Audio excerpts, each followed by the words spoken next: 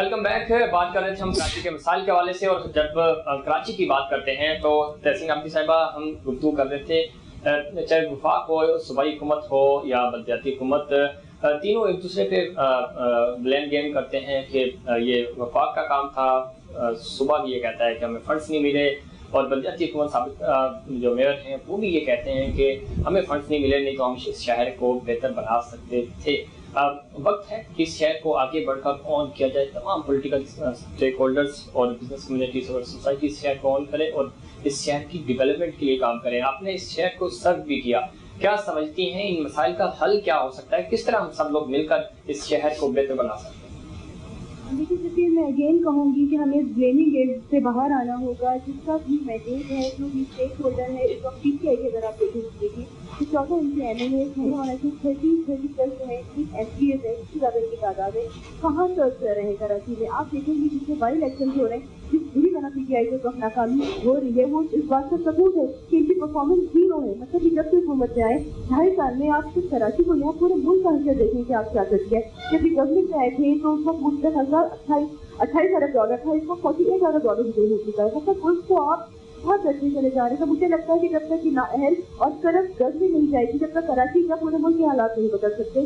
फिर again back to ये सोचते कि कराची के लिए देखिए सेंट्रल गवर्नमेंट, अगर आप बजट उठा के देखें कि 1477 एरिया का जो बजट है वो टैक्स फ्री बजट है। हमने उससे कोई बोझ नहीं डाला। हमने सैलरी पीटीआई की गवर्नमेंट ने सैलरी 5% जो है इजाफा किया है, और सिर्फ आप जुड़ा की टका बढ़ा रहे हैं। कितना कुछ करेंगे आप, कितनी मतवाई लेंगे आप, उस मुल्क को किस महज से आप लेके पहुंच रहे हैं। फिर आप इल्जाम लगाते हैं कि सेंट्रल गवर्नमेंट काम नहीं करती। आप तमाम सेक्टर फिगर में चालू देखिए कि किस सेक्टर में सेंट्रल गवर्नमेंट कहाँ सर्व कर रही है। आप चाहे लोकल गवर्नमेंट के इलेक्शन में जाकर के पॉइंट लीजिए, आप सारे सेक्टर फिगर्स देखें जो ऑन रिकॉर्ड मौजूद है कि कराची के लिए कितना फंड दिया गया, कितना लोगों के बैंक अकाउंट में, जो लोग असेंबली के नुमाइंदे हैं उनके बैंक अकाउंट से कितना कराची में लगा। जब तक तमाम स्टेक होल्डर्स जो कराची को क्लियर करते हैं उसको कहने का वो तमाम वो कराची के साथ। ठीक है, लेकिन तहसीन आबदी साहिबा, जिस तरह आपने भी बात की, आप इन पे ब्लेम कर रही हैं कि इनकी ये सब नहीं कर सके। ये कहते हैं कि 13-14 साल से सूबे में मुसलसल आप बैठे हुए हैं। अगेन हम इस बहस में नहीं जाना चाहते। हल क्या है? किस तरह हम तमाम लोगों को, कराची वालों को इकट्ठा करें और ये बात समझाने की कोशिश करें, प्रेशर डालें सूबाई हुकूमत पे भी, वफाकी हुकूमत पे भी, कि खुदारा अपनी जंग छोड़ें और कराची की जंग लड़ें।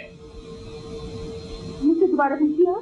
मैं ये कह रहा हूँ कि किस तरह हम तमाम सियासी इख्तलाफात से बालातर होकर तमाम लोगों को एक पेज पे जमा करें और कराची को बेहतर करें और प्रेशर डालें। चाहे वो सूबाई हुकूमत हो, जो जिम्मेदारियां सूबाई हुकूमत की बनती हैं वो फंड्स रिलीज करें और वफाक भी फंड रिलीज करे कराची के लिए। देखिए, अगर इस गवर्नमेंट की 12-13 साल से हुकूमत रही है तो शहरी से किस है उसकी जिम्मेदारी ज्यादा बनती थी। क्योंकि आप देखिए एक प्रोसेस होता है ना कि सबसे बना हुआ है कि लेजिस्लेशन किसने करनी है और लोकल गवर्नमेंट की क्या जिम्मेदारी है। इसी तरह सबसे भी काम होता है ना, डायरेक्टली आके कोई भी काम नहीं कर सकता। सेंट्रल की क्या जिम्मेदारी, प्रोविंस की क्या ठीक है कि जो लोग यहाँ से मैंडेट लेके आते हैं, जो लोग उस पर एतमाद करते हैं, उनको वोट देते हैं, वो इस शहर के साथ सिंसियरिटी दिखाए। इस शहर से सिर्फ लेना नहीं पता है, शहर तक सर्व करने की भी जिम्मेदारी होती। सिर्फ वोट मांगने लोगों से ना आए, सिर्फ वोट के वक्त की शक्लें ना दिखाए। जब लोगों को मसाइल हो तो उस मसाइल को हल करने के लिए भी खड़े रहें। इस वक्त पीटीआई का मैंडेट सबसे ज्यादा है कराची में, जो कि उनको किस तरह दिया गया वो भी कंट्रोवर्शियल चीज है कि किस तरह उनको सेलेक्ट करवा के लिया गया। लेकिन अब वो सेलेक्ट होके आ गए हैं ना, तो उसकी थोड़ी सी इज्जत रख लें कि अब उनको सेलेक्ट करके बिठा दिया गया, तो थोड़ा सा सर्व करते कराची के लिए यहाँ के आवाम की ना करें। जी तहसीन साहब, लाइन पे रहिएगा। लाला साहब, आपने गुफ्तगू सुनी, और चूंकि तमाम स्टेक होल्डर्स को ऑन बोर्ड लेना पड़ेगा कराची की डेवलपमेंट के लिए, जरूरी है क्योंकि यहाँ सब लोगों के वोट्स हैं और इस वक्त सबसे ज्यादा मैंडेट आपके पास है। जिम्मेदारी भी आपकी बनती है क्योंकि आप वफाक में भी आपकी हुकूमत है, गवर्नर आपके हैं और प्रेसिडेंट यहाँ से, वज़ीर-ए-आज़म यहाँ से बन के गए। तो अब कराची कैसे बदल सकता है और कैसे बेहतर हो सकता है? हमें कुछ कराची के अवाम को कोई खुशखबरी सुनाए कि अगले 2 सालों में ये शहर बदलता हुआ हमें नजर आएगा। देखिए ज़फ़ीर, सबसे बड़ी बात तो ये कि हैरानकुन बात ये है कि जो लोग इस शहर को तबाह करने में पेश थे और जिनकी वजह से ये शहर तबाह हुआ है, ये बर्बाद हुआ है, यहाँ की नस्लें बर्बाद हुई हैं, तो वो लोग बैठ के बात कर रहे होते हैं कि जी कराची की सूरत-ए-हाल कैसे ठीक होगी। हैरत अंगेज बात है। जो 13 साल से आप जो है आपको फंड जो मिले हैं वो यानी कि आप कहाँ ले गए हैं वो आप लोगों को नहीं पता।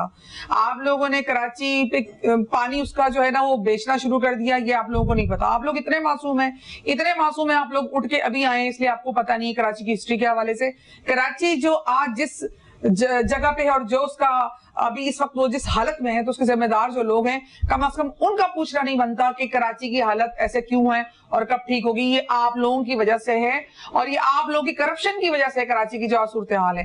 लेकिन अब जो बदलने जा रही है वो पीटीआई की तरफ की वजह से होगी, हमारी जो पॉलिसीज है उनकी वजह से होगी। वो अवाम देखेगी इंशाल्लाह। बहुत सारी पॉलिसीज जैसे मैं आपको बता रही हूँ, शायद वो आप लोगों को समझ नहीं आ रही है चीजें कि मैं जो बता रही हूँ, ये जब ग्राउंड पे आएंगे, जब फ्यूचर में या इसके जो समरात आप लोगों के सामने आएंगे, तब आपको नजर आएगी। जो भी स्कीमें हम लॉन्च कर रहे हैं कराची के हवाले से, जो इंफ्रास्ट्रक्चर के हवाले से हम बात कर रहे हैं, जो K4 के हवाले से बात कर रहे हैं, K4 का फार्मूला जो पानी के हवाले से K4 का जो मंसूबा था उसको रोकने वाला कौन था, उसके फंड खाने वाला कौन था। कराची आज पानी से महरूम है तो उसके जिम्मेदार कौन है दुनिया जानती है। पीपल्स पार्टी ही है जिसने सारे फंड खाने के बावजूद भी वो मंसूबा कंप्लीट नहीं किया। इसके अलावा आप देख लें जी, यहाँ पर इंफ्रास्ट्रक्चर की बात कर रहे हैं हम, यहाँ पर अगर बसेस की बात कर रहे हैं तो हमारे तो आज पुल तो हमें नजर आ रहे हैं बने हुए, लेकिन उसमें ट्रांसपोर्ट नहीं है। और वो किसका कारनामा है? वो पीपल्स पार्टी का कारनामा है। अगर आज हमें कचरा नजर आ रहा है या आज हमें ये नाले नजर आ रहे हैं, इस पर कंस्ट्रक्शन नजर आ रही है, जो इलीगल कंस्ट्रक्शन नजर आ रही है, वो किसका कारनामा है? केबीसी किसके पास है? सिंध बिल्डिंग कंट्रोल किसके पास है? सब पीपल्स पार्टी के पास। सारे जो पैसे जो करप्शन के गए हैं, जिनके पास गए हैं, वो ये नहीं पूछ सकते कि ये कहाँ, ये क्या हुआ और हमारे फंड कहाँ गए। उनके पास कोई राइट नहीं है। So please stop it. नजर आ रहा है ना, प्रॉब्लम है, लेकिन प्रॉब्लम जिन लोगों की वजह से है वो इल्जाम किसी और पे नहीं लगा सकते, उनको अपने गिरबान में झांकना पड़ेगा। बेहतर कैसे होगा ये बता।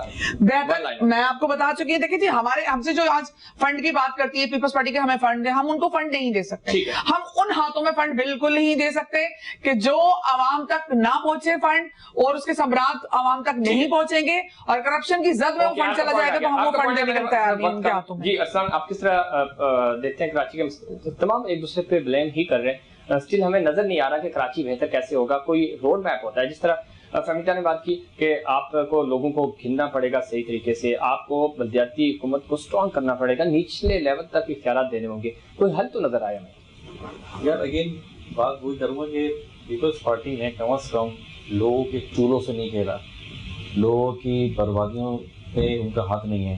करप्शन आप कह रहे हैं करप्शन करो, आप एक मिनट के लिए मान लेते करप्शन, लेकिन आप मेरे शहर की रौनक तो लेकर आए। सही, मेरा शहर उस वक्त बड़ा रौनक से हुआ, हर जगह पर जो है कि कहते हैं ना, आज जो ख्वाजा साहब ने बोला दमादम मस्त अंदर होता था। सही, तो आप वही कर लें। आप सही, आप जो है ना डिलीवर कर दें। आप ये ना करें हमने करप्शन, हमने चाय रोक दी, हमने वहाँ की पानी रोक दिया, हमने गवर्नर हाउस बंद कर दिया, हमने वो कर दिया, हम प्रोटोकॉल नहीं करेंगे। सब चल रहा है, सब वैसे ही चल रहा है। ठीक है, सब बिल्कुल वैसे ही चल रहा है। आप जो है ना रेवेन्यू जनरेट करने की बात करें, इनकम की बात करें, एक्सपेंस कंट्रोल बहुत हो गया। सही, ठीक है, आपको नई इंडस्ट्री की तरफ बढ़ना होगा और जो इंडस्ट्री लगी हुई है उसको स्ट्रॉन्ग करना होगा। आसान का ये पॉइंट है। हमीदा, आपका क्या पॉइंट होगा लास्ट? किस तरह हम शहर को बेहतर कर सकते हैं, स्टेक होल्डर्स को कैसे साथ मिला के बिठा सकते हैं? आज की बदकिस्मती अभी आपने खुद जो है अपने सामने देख ली है। दो सियासतदान, दोनों इंतहाई डिसेंट और इंतहाई तजर्बाकार, एक वफाक में, एक सिंध गवर्नमेंट में, और किस किस्म की इररिस्पॉन्सिबल बिहेवियर और कन्वर्सेशन उनके दरमियान हो रही है। तो अब आप इससे अंदाजा लगा लें कि जहाँ पर इतना बड़ा कम्युनिकेशन गैप है, जहाँ पर जो है वो एक दूसरे से बात करने के लिए रजामंद नहीं है, जहाँ पर मतलब एक टेलीफोन कॉल पर है, एक ऑन कैमरा है, तो जब ये लोग आपस में सामने बैठेंगे तो वही जो बात मैंने पहले भी कही थी कि जब तक जो है वो आप लोग एक साथ नहीं होंगे, मेरा तो ख्याल यही है कि जिस तरह से कल कौमी सलामती का जो इजलास हुआ है, तो शायद ऐसा ही करें कि पिंडी वालों से ही कहें, शायद उसके बाद ही इन लोगों को बात समझ में आए कि कराची का मसला जो है आप लोगों का ब्लेम गेम नहीं है। इसके लिए आपको एक ऑनेस्टी चाहिए, इसके लिए आपको सिंसियरिटी चाहिए। बस कर दे, खुदा के लिए बस कर दें एक दूसरे पे ब्लेम गेम करना। इस वक्त कराची के मामला को ऑनेस्टी चाहिए, लोग चाहिए। आपको नहीं पता था कि आपको सब पता था कि गवर्नमेंट आएगी। यमुना, आपका पॉइंट यही है कि ये लोग जो है वो सिर्फ अभी तक तो सिर्फ ब्लेम गेम चल रहा है। वो लोग कहते हैं कि हम आपको फंड्स नहीं देंगे। अगर फंड्स नहीं देंगे तो शायद कराची जो है मरकज को 70% टैक्स दे रहा है, मतलब टैक्स जनरेट करके दे रहा है, और सूबे को जो है वो 90% तक टैक्स जनरेट करके दे रहा है, लेकिन कराची को कोई टैक्स नहीं मिल रहा ना। कराची पे वो खर्च ही नहीं हो रहा है। कराची के लिए कोई चीज यूज ही नहीं हो रही है, तो कोई कुछ भी वापस नहीं आता है, कुछ भी नहीं हो रहा। और ये कहते हैं कि करप्शन है, करप्शन है, तो फिर आप लोग कुछ करके दे दें। कराची के लिए कुछ नहीं है। अगर अपोजिशन कुछ भी नहीं कर रही है तो फिर ये खुद भी तो करें। तहसीन आबदी साहिबा, क्या आखिरी वन लाइनर आपका चाहिए, क्या हल हो सकता है इस शहर का? देखिए, मैं तो फिर अगेन वही बात कहूंगी कि जिसका मैंडेट है, जिसको आवाम ने वोट दिया है, उसको अपनी रिस्पॉन्सिबिलिटी शो करनी चाहिए। अगर पीटीआई के एमएनए एमपीएस है, पीपल्स पार्टी के एमएनए एमपीएस है या एमपीएम के एमएनए एमपीएस है, they all are stakeholders. इन सबको चाहिए कि अपनी जिम्मेदारी पूरी करें, क्योंकि इनको आवाम ने वोट दिया है। मैंडेट हमको भी तो एटलीस्ट काम करनी है। अपोजिशन भी करेंगे, इनसे बार-बार पूछेंगे, क्या करेंगे? आप पूछेंगे, हम तो पूछेंगे आपसे। बिल्कुल ठीक है। लास्ट पॉइंट ओके, क्रॉस नहीं प्लीज।